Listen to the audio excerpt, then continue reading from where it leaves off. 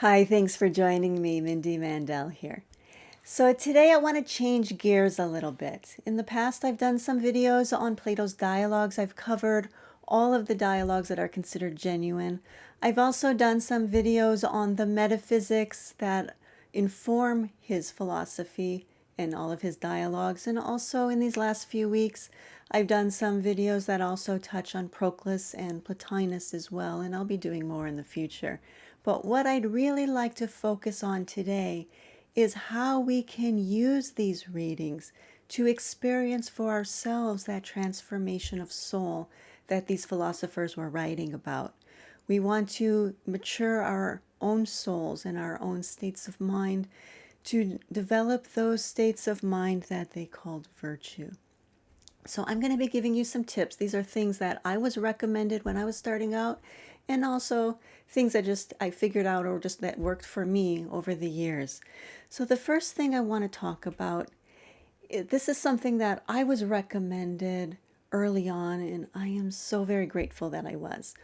Reading for basic comprehension. Don't worry about understanding every detail. I think it's human nature to just want to understand everything. We don't like that feeling of not understanding something. However, wisdom tradition is quite difficult.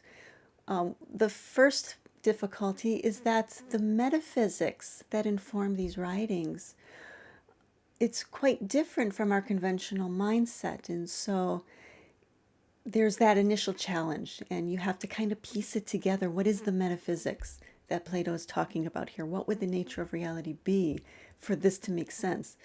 And so that's why I like to talk about metaphysics in my videos, because having that initial layer of information can be very helpful. But getting into a wisdom tradition requires more than just picking up some information. This is not like a university course. What we're doing is actually wanting to internalize this and really experience change. And what we're going to find is that our ability to understand what we're reading is commensurate to our current state of mind. So like I've been doing this for some 20 years, but still when I pick up the Parmenides or some other dialogue, I will see something sometimes completely new. Other times maybe I'm just understanding it in a more mature nuance because I'm bringing a different state of mind to the reading. And so we're always seeing more into it. These are not the kind of readings that you read once and then you've mastered it. It's not just about memorizing information or just picking up information. We really have to internalize it and come back to it over and over. So initially, especially, you want to just kind of get that big picture view and read for basic comprehension. I have seen people get really stuck and they end up quitting because they refuse to go forward if they don't understand every detail. That is definitely not an ideal way to approach this. You just get that basic comprehension initially. And connected to that is a piece of advice that Dr. Grimes has given me. I've studied with Dr. Pierre Grimes. You can find him, by the way, here on YouTube. And one thing that he used to advise all the time was to read just what is on the page. And he used to joke facetiously that all he really does is teach people how to read. And of course, he says it as a joke, but it is actually a very difficult skill to really just read what is on the page. We don't want to add or subtract anything. That's really what interpreting is. And we have a tendency to do this when we don't understand every detail. And so we tell ourselves that, what Plato meant to say was like, if I add this phrase, then it makes sense to me. This is what he meant to say. Or maybe we find ourselves overlooking something or kind of downplaying a certain phrase that doesn't quite fit our own understanding or what we think he meant to say. The difficulty might be that we just haven't had an insight yet that we would need to fully grasp this particular passage. Or maybe our own understanding of the nature of reality doesn't quite fit what we're reading, and so we think that can't be what he's saying. It doesn't make sense to us. We may sometimes find ourselves getting really confused because what we're reading at the moment doesn't fit what we thought we read a few pages back. And we may have to go back and find that we had interpreted something a few pages back and then carried that mistake with us along and So we're just getting more and more confused as we read on. So we have to be very careful with this. We do it so automatically, we don't necessarily catch it at the time we're doing it. And so we need to be careful. And then another thing is to hold your questions. And this again ties into that idea of wanting to understand every detail. We don't like that feeling of not understanding. And so that's why we sometimes will assume the meaning. But there's another side to it, because we also don't want to assume that there is no answer. There's a conventional wisdom that says that wisdom is in the questions. And I absolutely do not agree with this. Some years ago, I wrote a conference paper where I made up a story of a curious cat. And in this story, the cat is looking up at the top of a tree and thinking, I really want to know what's at the top of that tree. I'm so curious. But then the cat says, you know what? I'm going to sit in that comfortable looking shady spot under that car over there. And I'm going to really think about what's at the top of that tree because I'm just so curious. And of course, that's not really what we imagine a curious cat to be like. That's not why cats have the reputation for being curious. We call cats curious because they have a hunger to find the answer. They so need to find the answer that they sometimes get themselves in some precarious situations. Now, we don't have to put ourselves in precarious situations, but we do need to hold on to that hunger, that need for the answer. It's not enough just to have a question. You've got to have a hunger to find the answer. And it's that hunger that's going to allow the question to stay in your soul and to incubate there. Now, some questions you may answer quickly. Maybe by the time you get to the end of the reading that you're on, you're going to find your answer. Other times you may have to keep thinking about it and coming back to it. And you may come back to it for years, constantly refining your understanding of that point. Or maybe it's a question that you don't even have a preliminary answer for. It's just in the back of your mind incubating. And it's that hunger that allows it to incubate and allows it to mature in your soul. And that's how you get answers. So don't assume that you know the meaning because that kills the question. But also don't assume there is no answer because that kills the hunger. Okay, in addition to these things, some other things we want to do is look for the unity of the dialogue. And I was thinking of Plato's dialogues when I wrote this up, but of course this also applies to Plotinus's Enneas or anything that Damascus wrote or Proclus or anyone else that we're reading. So look for the unity in what they're writing because that will help you get that big picture. Another thing is that when I was making the videos on Plato's dialogues, I always kept in mind the metaphysics that informed them and also the education of the soul that Plato advocates, because that really helps understand what this dialogue is about. And so it's helpful to have that metaphysics in mind, and with each dialogue you're reading to think about where it fits into that bigger picture. Another thing I want to talk about is memorization. This is a curious one. In many of Plato's dialogues, it's actually a retelling of a story. Some character memorized an entire conversation verbatim. Sometimes the person wasn't even present for the conversation, but heard someone else talk about it and memorized that conversation verbatim. Now, if people really did this in his day, that is very impressive. I personally have never memorized an entire dialogue. Where I have used memorization is things that are a bit shorter. Like, for example, the dialectic on providence, or I think there's also one on likeness, and there are a few others that Proclus gave us. Those can be memorized, or also like his Proposition 13.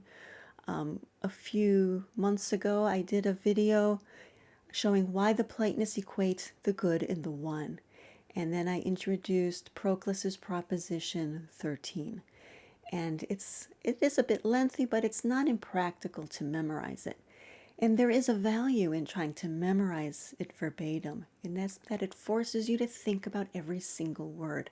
Now, of course, we're working with translation, so there is that step that the Greeks didn't deal with. So you want to find the best translation you can, but even if there's only one, use that one. But think about every single word Why is it there? Like when when you try to memorize it, you're going to find yourself slightly changing some words, especially prepositions or changing articles or the, and it can be quite significant when to use the indefinite article and when to use the definite one. And so you'll find yourself questioning things that you hadn't questioned before and thinking more deeply. And so here we're starting to go beyond the big picture into some of the details.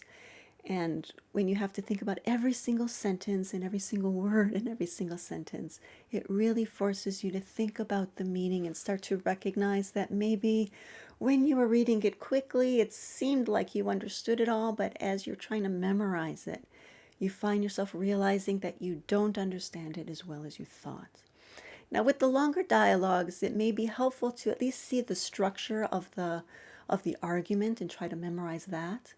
For example, the dialogue Theaetetus has Socrates talking with the title character about different definitions of knowledge. These are popular definitions and they all end up getting tossed out. But they're definitions that not only were popular in Socrates' day, but are still popular today. And so you may find yourself finding some of these definitions, you may find them kind of believable, or there's something that you like about it. And so when you're trying to memorize the steps that Socrates takes Theaetetus through, it forces you then to think about that argument more deeply. And again, it can have that same benefit. Now, if you're the type of person who has a great memory and you think you can memorize this whole dialogue or even a whole section of it verbatim, and it can be very helpful to do that. But even if you're just memorizing the basic steps of the argument, you find it's very helpful to better understand each of these arguments and why they ultimately get rejected. But, and there's always a but, isn't there? Everything we've done up to now has really been stuff that is not so different from the way we might study any academic topic or anything that we want to pick up the information about and learn. But we want to go further than that. We don't want to just pick up information. What we really want to do is internalize this and see how it changes our soul. And this is what Plato called purification. Now, here's a short passage from the Phaedo.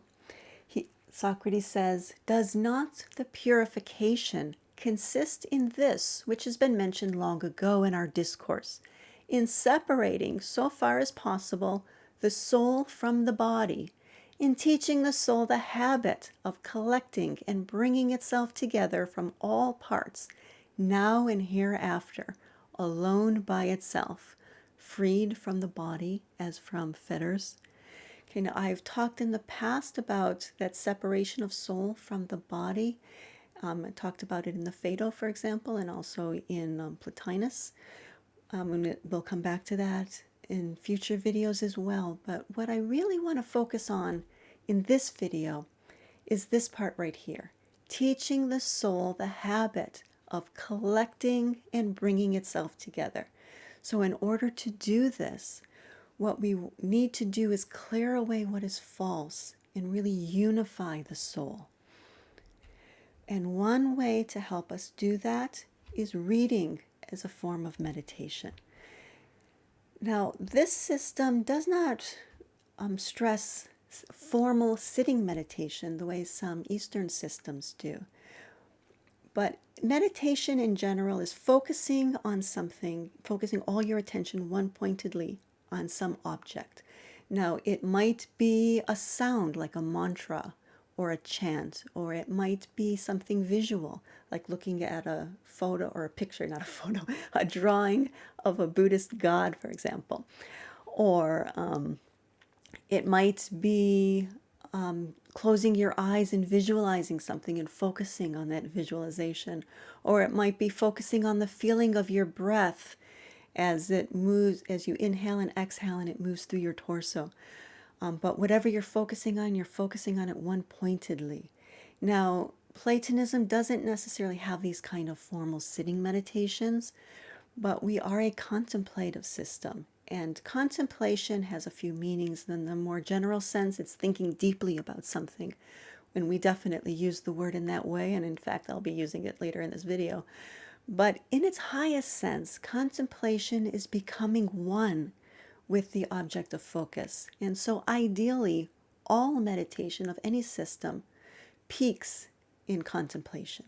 And that's ultimately where we're going. And so to train ourselves for that, we can use reading as a form of meditation. And what that means is that we don't want to read in a busy, loud setting where we're doing other things also, where there's a lot going on around us. We want to try to create a private, quiet space. Now, if you're the kind of person who likes rituals, then you may make a whole ritual out of it, playing some kind of like meditation music in the background, or maybe burning incense. If you're a person who uses prayer, like prayer to the gods, then you can say a prayer at the beginning of your reading. If you're not the kind of person who likes any of that, then skip it all. But what you want to do is find a quiet place and have at least internally a sense of sacredness around your reading space, so that when you're reading, you can be completely focused. And what that does is, not only does it help you better understand what you're reading, because obviously you're more focused on it, but you're also building your sense of concentration and that ability to focus your mind, because ultimately we want to be able to participate in nous. That's really what we're aiming for. And what we'll find is that in addition to this more practical manner of building our concentration and not having a bunch of distractions around us, but we're also finding that this is a form of energy building. Now, other systems talk about chi energy, or in Japanese, ki energy. We don't have that here, or prana in Sanskrit. There's not really talk of that in Plato's dialogues, but it absolutely is in his dialogues. He masks it, though, in his analogy of the soul to the city-state, which you'll see in the Republic and also in the Laws. He talks about this as gymnastics. If you go back to the sections about gymnastics and you have energy building in mind as you're reading it, you'll find, oh, there actually are a lot of connections. Also, some of his myths do make some references also in, not overtly, but there are some places where you can kind of see a reference to energy building. This is a very important part of our studies. In addition to this, we can add to our practice formal sitting meditation. Now, again, this is not mentioned in any of Plato's dialogues specifically, but it most definitely is compatible, because we do want to build energy and we do want to build our concentration and our ability to focus. Now, for those of you new to meditation, one I would recommend is counting the breaths. And this is where you sit in a comfortable position. You can sit on a chair, you can sit on the floor, wherever you want to sit. And you want to basically keep your spine straight, but not too taut, and just be comfortable. And you want to close your eyes and slowly, deeply breathe through the nose. And with each inhalation and exhalation, you can be counting. So maybe you inhale, count 1, exhale 1. Inhale again is 2, exhale 2. And keep counting that way. I recommend that when you get to 10, you go back to 1. That helps you really stay focused and not do it mindlessly, because I can tell you from experience that it absolutely is possible to be counting in a mindless way and then your mind is off on a daydream or something. So we want to be focusing our mind. That's what we're doing. This is training ourselves, and it can be very helpful to us later on. The reason this can be very helpful, and the reason that this works very well, I think especially for Platonists, because we do tend to be people who like to, be thinking about many things and theories and so on. This forces our discursive voices to be focused on something else. And the counting is keeping our discursive voices busy. Now, once you get to a point where you are able to do this for some time, maybe 5 minutes, 10 minutes, do it comfortably, then you may want to try a far more difficult meditation, which is where you turn off the discursive voices altogether. This is difficult for two reasons. One is because counting to 10 and then going back to 1 is keeping you focused. And when you take that away, then it does make it easier to kind of go off on a daydream. And also because the counting, again, keeps your that discursive voice in your head busy. When you turn it off, it can be very uncomfortable. And I will tell you that initially when you try this, it is far more difficult than it sounds. Maybe you think you can do it for 1 minute, but even 1 minute can be really, really difficult when you're new to it. It can feel like hell to try to do this for like a full 5 minutes. But once you get to the point where you can turn off the discursive voices and you can sit in complete silence, just feeling the breath as it moves through your torso and completely silent. If you can do that comfortably for 5 minutes or so, you're going to find that it starts to usher in some really meaningful and profound states of mind. So it definitely is a practice that is worth cultivating. Now, in addition to that, we can think about contemplation in that more conventional sense of thinking deeply. So in addition to the reading, of course, we want to be thinking about what we're reading afterwards.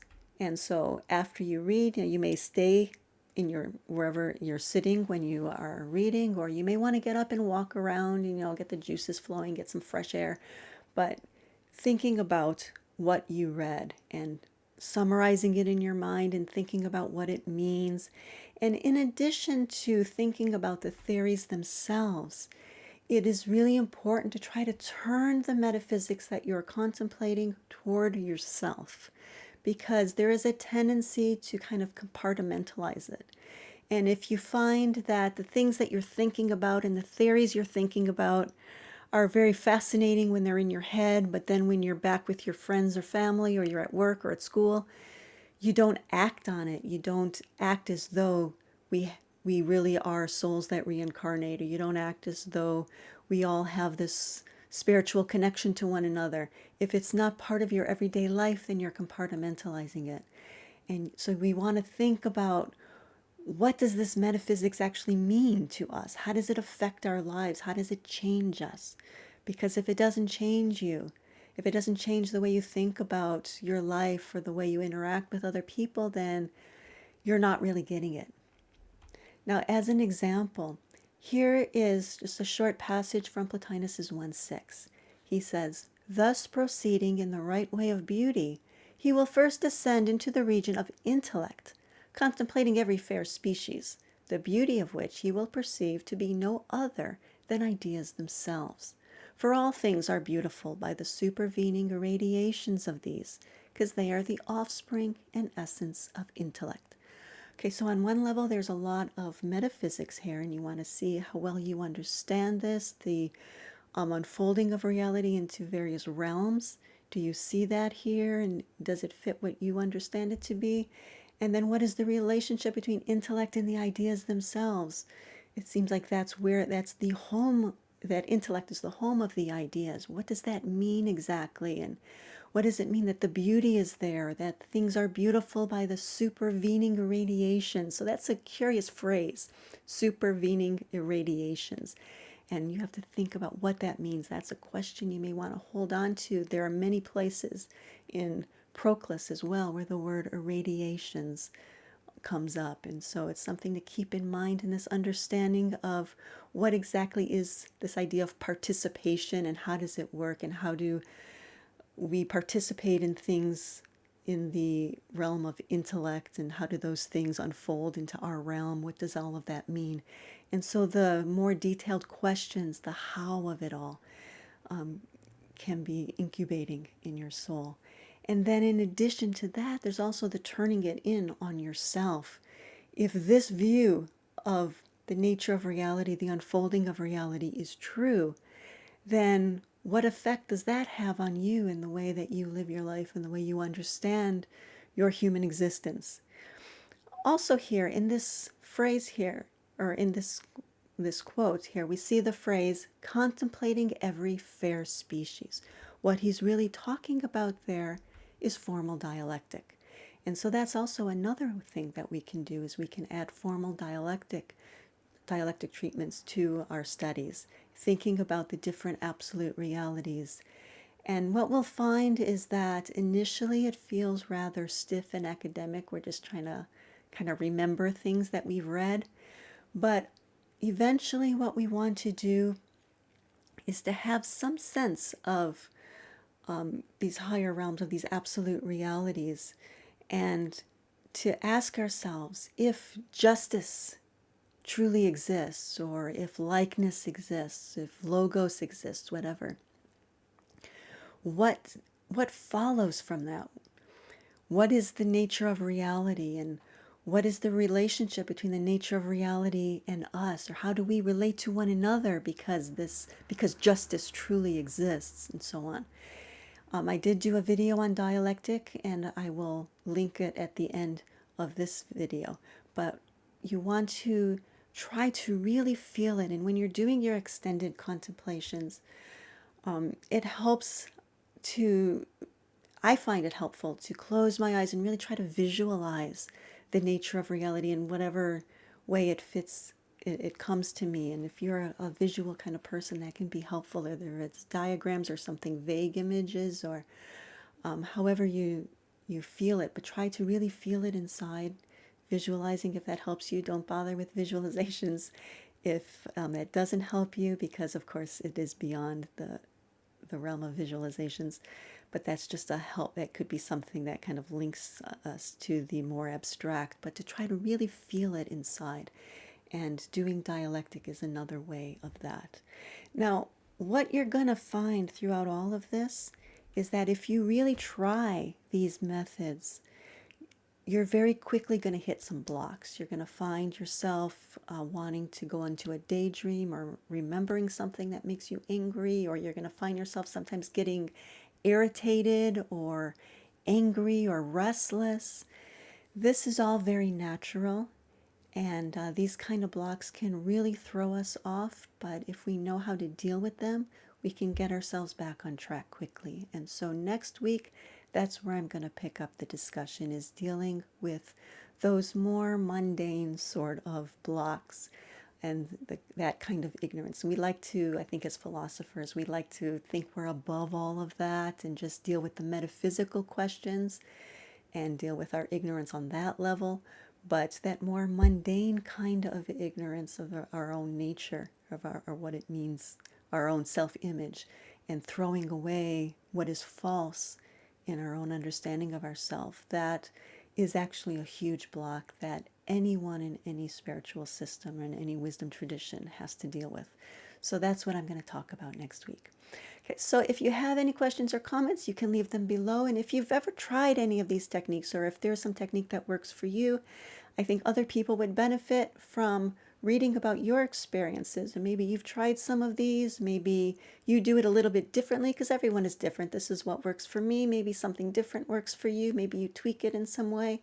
So I think other people would benefit from reading about your experiences. So please put those below for them. And also, if you like what you see, I would appreciate a thumbs up. And I do hope you will join me next week when I go more into that other level of purification.